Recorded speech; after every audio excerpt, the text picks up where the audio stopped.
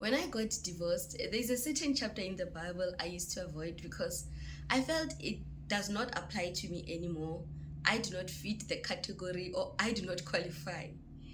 But God.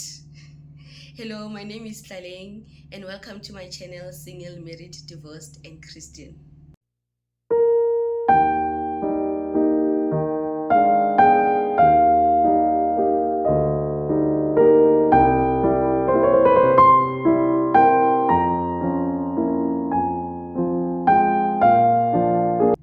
Well, maybe you might have guessed the message today is from Proverbs 31, and the title of the message is Single or Divorcee.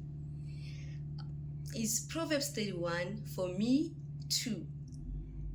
Well, let us find out from the 30th chapter of Proverbs 31.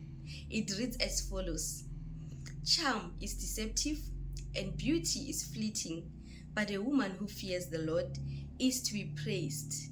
Charm is deceptive, beauty is fleeting, but a woman who fears the Lord is to be praised. Does it say a married woman who fears the Lord is to be praised? Does it say a single woman who fears the Lord is to be praised? Does it say a divorced woman who fears the Lord is to be praised? Does it say a woman separated from her husband who fears the Lord is to be praised? No, it simply says a woman who fears the Lord is to be praised. You know, this chapter can be so intimidating because it is always associated with married women.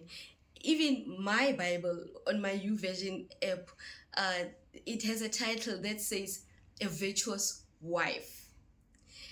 When I was doing research for this message, I came across an article on the internet written by Lauren Oquist.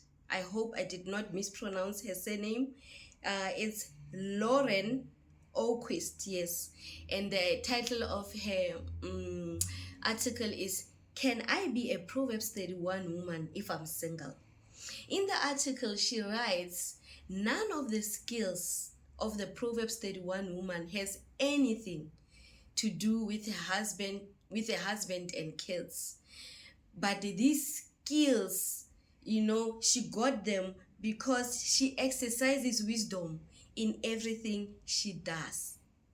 Many exemplary women in the Bible that we look up to and we still learn about to this day, like Ruth. She's in the lineage of Jesus Christ, but do you know that she was a widow who came from a country that practices pagan religion? Mary Magdalene was a prostitute, but yet she became a disciple of Jesus Christ. Rahab was also a prostitute, but she is also in the lineage of Jesus Christ. So what happened that these women became the good examples that we are learning about today? They all had one thing in common. They walked in the fear of the Lord. Proverbs 1 verse 7 says, the fear of the Lord is the beginning of wisdom. When we fear the Lord, we act with reverence towards him. We honor him because we do not want to displease him. We try to walk in his way, and by choosing to fear him, he blesses us with wisdom.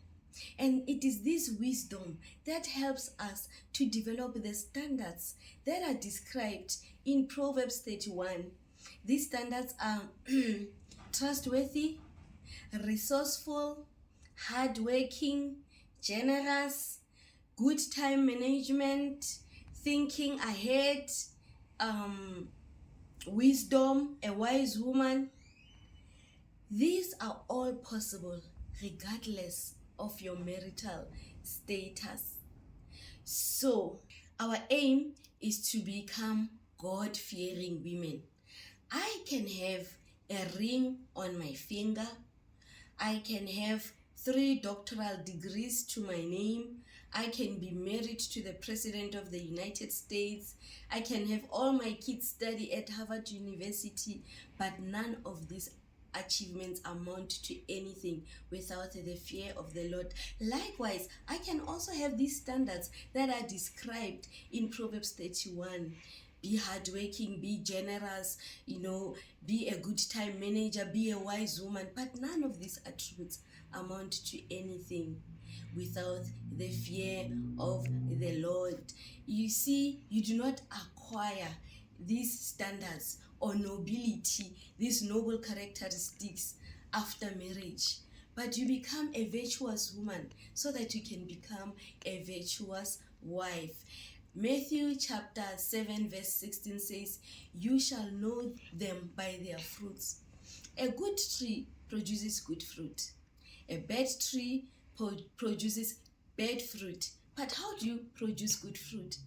By your availability, giving your time to the Lord, reading and studying the word. Why? So that you can know him, so that you can know what he wants of you, what he wants from you, the path he's leading you to, the direction he wants you to take. And by also praying so that you can develop your character, you can develop these noble characteristics, you can strengthen your inner man. So marriage does not birth nobility.